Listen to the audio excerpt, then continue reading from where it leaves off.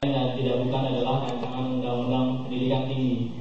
Perlu diketahui semua teman-teman, hari ini begitu banyak polemik yang terjadi gitu ya. Harusnya undang-undang menjadi satu landasan konstitusi yang bisa membuat rakyat itu senang, bahagia dan sejahtera.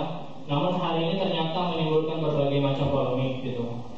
Nah, hari ini saya mengajak rekan-rekan sekalian ketika sudah banyak isu-isu kemarin yang bergulir dalam tataran nasional ataupun regional kita gitu ya, baik isu kenaikan bahan bakar minyak dan lain sebagainya. Maka hari ini kita selaku kaum intelektual muda gitu ya, sebagai fungsi mahasiswa yang tidak lain adalah mengkritisi setiap kebijakan yang menjadi hasil dari perbincangan pemerintah kita di atas sana, tetap harus concern untuk melihat bahwasanya hari ini munculnya RUPT ini merupakan satu buah diskriminasi, teman-teman.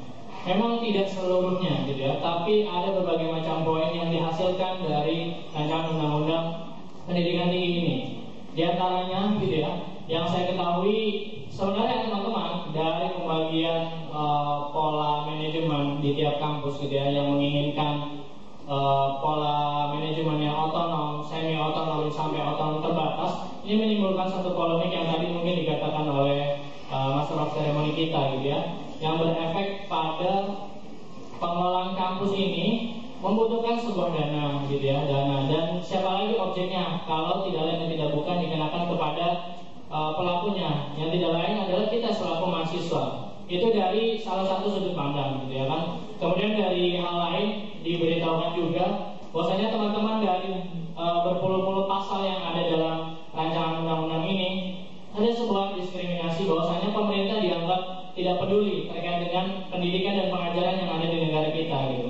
Bahwasanya dalam Undang-Undang Dasar dikatakan dalam pasal 32 bahwasanya tiap-tiap negara berhak atas 31, maaf ya, terima kasih Bapak. 31 dikatakan tiap-tiap negara berhak gitu ya atas pendidikan dan pengajaran gitu. Maka sungguh sangat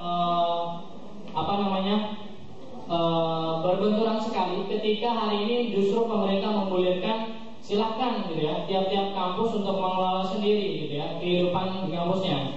Nah, dari sudut pandang lain bisa jadi teman-teman fokus untuk membangun karakter pemuda atau membangun satu kapasitas para mahasiswa dalam tiap-tiap kampus. Otomatis ini akan terganggu oleh satu proses yang dinamakan proses bagaimana kita dapat mencari penghasilan di tiap kampus gitu, sehingga orientasinya orientasi bisnis.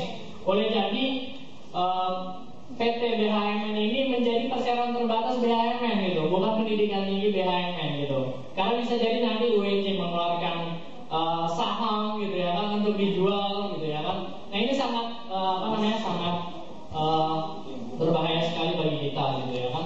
Nah mungkin nanti akan dikupas lebih dalam gitu ya oleh pemateri kita, dan berharap teman-teman dari isu ini kita sebagai mahasiswa dapat merespon dengan baik bahwasanya ini menjadi satu kebutuhan tidak hanya kampus-kampus yang berlatar belakang pendidikan, tapi seluruh kampus di sini gitu. Karena ketika orientasi para pejabat kampus sudah tidak berorientasi pada pengajaran dan pendidikan serta penelitian sebagaimana yang dikatakan oleh Tridharma Perguruan Tinggi, maka untuk apa sebuah kampus itu ada gitu. Mungkin itu dari saya, dan atas nama panitia dan teman-teman dari Departemen Pendidikan BEM UNJ kami mohon maaf apabila dalam perjalanan diskusi publik kali ini ada beberapa